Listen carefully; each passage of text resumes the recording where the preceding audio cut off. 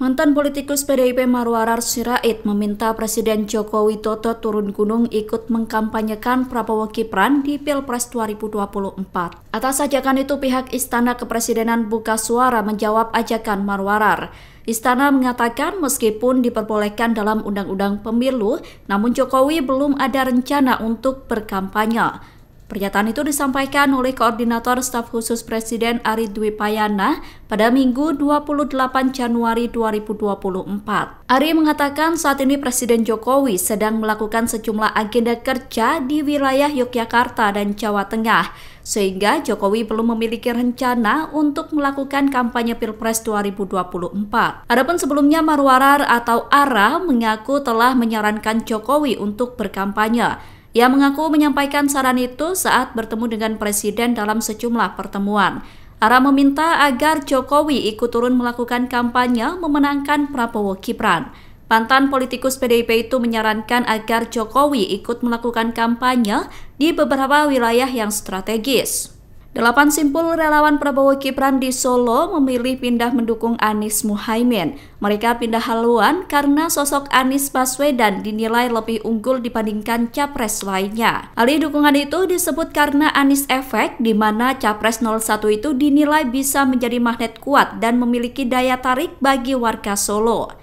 Pernyataan itu disampaikan oleh Koordinator Sekretariat Bersama atau Sekber, Abi Ibrahim Hasmi pada Sabtu 27 Januari 2024. Mereka yang pindah dukungan itu sebelumnya tergabung dalam Partai Emak-Emak Pendukung Prabowo Sandi, Kelompok Emak-Emak Prabowo Sandi, Sri Kandi Relawan Suka Prabowo, Milenial Brigade 08, Himpunan Emak-Emak Pasar Kliwon, Rumah Sandi, Rumah Aspirasi, dan Padi Nusantara. Abi menyatakan 8 simpul relawan yang pindah dukungan itu akan segera melakukan deklarasi. Mereka optimis paslon nomor urut 1 Anies Muhaimin bisa meraih suara 35% di Solo. Menurut Abi, fenomena Anies efek didorong oleh kapabilitas Anies Baswedan yang mampu menyampaikan berbagai gagasan perubahan dengan baik. Anies juga disebut memiliki rekam jejak, agama, dan intelektualitas yang baik. Menteri Koordinator Bidang Kemaritiman dan Investasi Luhut Binsar Panjaitan merespon isu beberapa menteri di Kabinet Indonesia Maju akan mundur. Luhut mempersilahkan menteri-menteri yang ingin mundur dari kabinet. Bahkan ia berkata ada yang sudah ditawari untuk mundur tetapi tidak kunjung mengundurkan diri. Sementara itu Menko Polhukam Mahfud MD yang juga merupakan cawapres memastikan dirinya bakal mundur sebagai menteri. Pernyataan itu disampaikan Mahfud MD di Tasikmalaya, Jawa Barat, Sabtu 27 Januari 2024. Mahfud menegaskan jika saat ini ia sedang mencari waktu yang pas untuk mundur dari Menko Polhukam. Keputusan tersebut diambil untuk memberikan contoh kepada menteri lainnya agar tidak memakai fasilitas negara saat melakukan kampanye Pilpres 2024. Hal yang sama juga disampaikan oleh capres pasangan Mahfud MD yakni Ganjar Pranowo. Menurut Ganjar, Mahfud MD sedang menunggu momentum yang tepat untuk mundur. Ganjar menyatakan Mahfud MD merupakan sosok yang bertanggung jawab. Rasa tanggung jawab itu disebut Ganjar berkaitan erat dengan integritas yang diperlihatkan Mahfud MD selama ini. Ganjar mengaku sudah berdiskusi dengan Mahfud MD terkait rencana pengunduran diri. Dengan mundur dari Menko Polhukam, mereka berharap potensi konflik kepentingan bisa diminimalisasi. Presiden Joko Widodo mengajak putra bungsunya Kaisang Pangarep hujan-hujanan bermain bola di Sleman Daerah Istimewa Yogyakarta. Menariknya, lokasi Presiden bermain bola berdekatan dengan lokasi kampanye akbar Paslon 02 Ganjar Mahfud yang akan dihadiri Megawati Soekarno Putri. Jokowi bermain bola di lapangan Gamplong Mertoyudan Sleman Daerah Istimewa Yogyakarta. Sedangkan kampanye Ganjar Mahfud digelar di alun-alun Wates Kulon Progo Daerah Istimewa Yogyakarta. Jarak lokasi Jokowi bermain bola dengan tempat kampanye akbar Paslon 02 sekitar 18 km. Kampanye akbar Ganjar Mahfud di alun-alun Wates tersebut rencananya digelar pada Minggu 28 Januari. Sedangkan Presiden Jokowi dan Kaisang bermain bola di Sleman pada Sabtu 27 Januari kemarin. Saat ditanya awak media soal pemilihan lokasi berhubungan dengan kampanye Ganjar Mahfud, Presiden membantah. Jokowi mengatakan kegiatan bermain bola itu dilakukan untuk menyambut pertandingan Indonesia-Australia di Qatar. Presiden Jokowi menegaskan kegiatan bermain sepak bola di lapangan Gamplong tidak ada hubungannya dengan politik. Capres nomor urut 1 Anies Baswedan melakukan kampanye akbar di lapangan Tegalega, Bandung. Kampanye yang dilakukan pada Minggu 28 Januari itu turut dihadiri oleh Yusuf Kalla dan Surya Paloh. Anies menilai kehadiran dua politisi seniornya itu merupakan hal yang sangat penting. Menurut Anies, kehadiran JK dan Surya Paloh mampu membaca suasana secara jernih. Anies mengatakan Surya Paloh sudah memandang tanda-tanda Indonesia butuh perubahan sejak 1,5 tahun lalu. Sedangkan JK sudah melewati era kepemimpinan yang amat banyak. Secara keseluruhan, Anies menilai peran JK dan Surya Paloh sebagai pesan jernih bagi masyarakat untuk konsisten melakukan perubahan. Sementara itu, Surya Paloh mengatakan bahwa JK merupakan sahabat lama sejak dirinya di Golkar. Surya Paloh kemudian mengapresiasi JK yang berkenan ikut melakukan kampanye, sedangkan JK mengaku terkesan atas sambutan masyarakat dan simpatisan di Tegalega. Menurut JK, semangat masyarakat dan kader yang hadir memberikan harapan ke depan.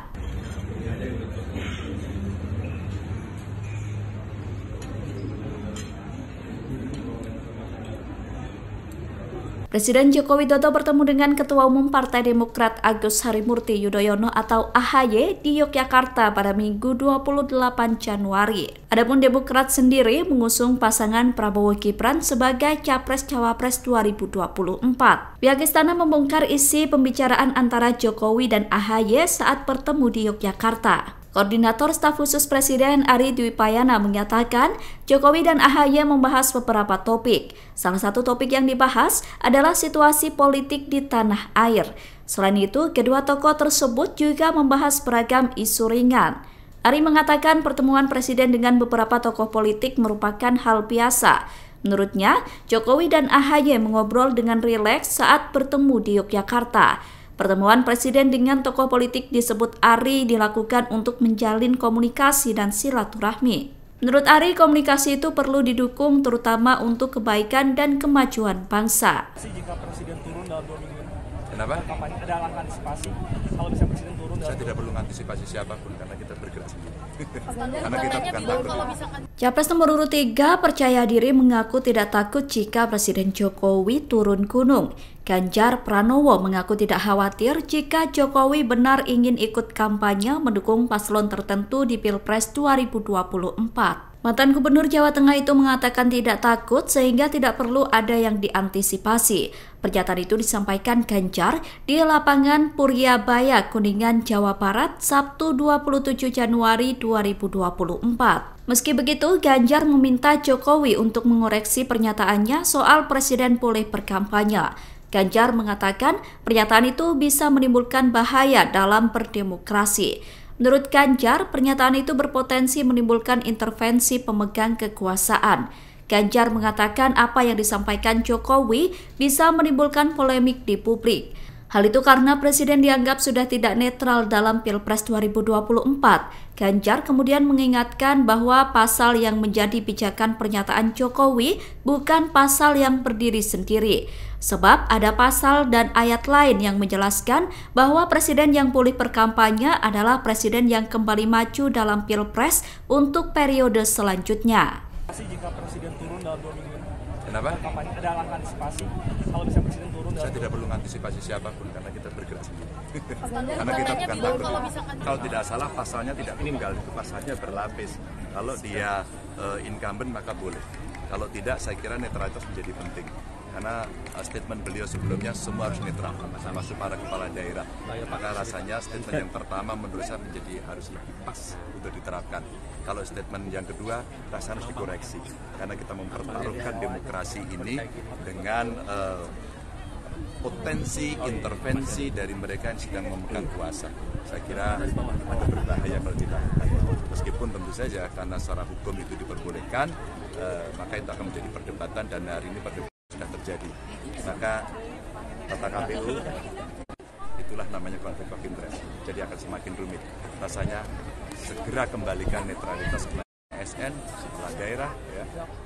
Dan tentu saja dikarenakan apa ya, Pak? TKN Prabowo Gibran mengonfirmasi kabar mantan Kepala Staf Angkatan Darat Jenderal Dudung Abdurrahman dan mantan Kepala Badan Nasional Penanggulangan Terorisme Komjen Boy Rafli Amar dukung paslon nomor urut 2. Dilansir dari Kompas.com, kabar itu dibenarkan oleh dua wakil Ketua TKN Prabowo Gibran, Grace Natali dan Afrian Syahnur. Grace mengatakan Jenderal Dudung menyatakan mendukung Prabowo Gibran saat menghadiri acara salawat di Stadion Maulana Yusuf di Banten.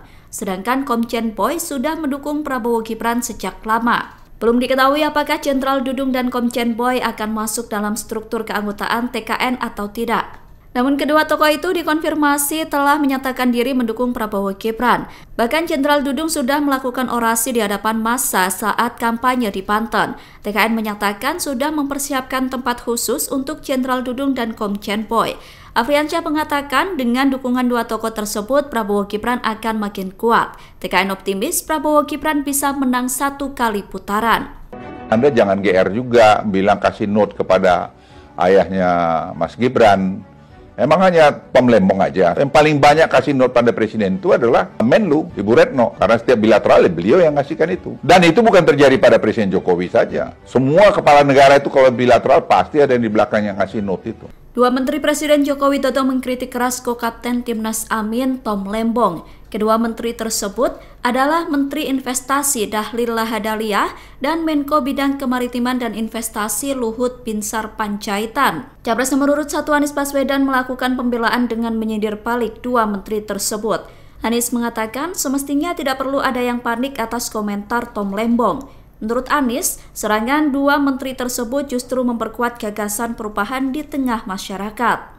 Pernyataan itu disampaikan Anies di Bandara Sultan Iskandar Muda Aceh, Sabtu 27 Januari 2024. Anies juga turut membela Tom Lembong yang disebut Bahlil meninggalkan investasi mangkrak. Menurut Anies, sudah selayaknya agenda pemerintah dituntaskan dengan pejabat yang dipilih Presiden. Karena rencana investasi yang disebut mangkrak sudah pasti rencana dari kepala negara. Adapun sebelumnya, Luhut meminta agar Tom Lembong tidak besar kepala karena telah memberikan contekan atau catatan pidato Jokowi. Luhut mengatakan hal itu sudah menjadi kewajiban Tom sebagai pembantu presiden. Menurut Luhut, pamer jasa sebagai pemberi contekan Jokowi tidak membuat Tom Lembong terlihat hebat. Sedangkan Bahlil mengatakan Tom Lembong mewarisi investasi mangkrak sebesar 708 triliun rupiah. Bahlil menyebut saat itu Tom Lembong menjabat sebagai Kepala Badan Koordinasi Penanaman Modal atau BKPM. Presiden Joko Widodo melakukan pertemuan tertutup dengan Gubernur Daerah Istimewa Yogyakarta Sri Sultan Hamengkubuwono ke-10. Capres nomor urut 3 Ganjar Pranowo merespon pertemuan dua tokoh pemimpin tersebut. Ganjar tidak mempermasalahkan pertemuan dua tokoh tersebut. Menurut Ganjar, siapapun boleh bertemu dengan Sri Sultan Hamengkubuwono ke-10. Pernyataan itu disampaikan Ganjar selesai menghadiri kampanye akbar di Medan pada Minggu 28 Januari. Ganjar mengatakan bahwa dirinya yang pertama kali sowan ke kediaman Raja Keraton Ngayogyakarta. Kemudian setelah itu, capres lainnya dan Presiden Jokowi turut menemui Sri Sultan. Adapun pertemuan tertutup antara Presiden dengan Sri Sultan Hamengkubuwono dilakukan di Keraton Yogyakarta pada Minggu 28 Januari. Kedua tokoh itu melakukan pertemuan 4 mata sekira 1 jam. Kedatangan Jokowi disebut dalam rangka bersilaturahmi dengan Sri Sultan Hamengkubuwono ke-10. Hal itu disampaikan oleh Kepala Departemen Pengembangan Kebudayaan Keraton Yogyakarta, Kanjeng Pangeran Haryo Notonegoro. KPH Notonegoro mengatakan Presiden Jokowi memang kerap kali bersilaturahmi ke Ngarso Dalem ketika berkegiatan di Yogyakarta. Download Tribun X sekarang. Menghadirkan lokal menjadi Indonesia.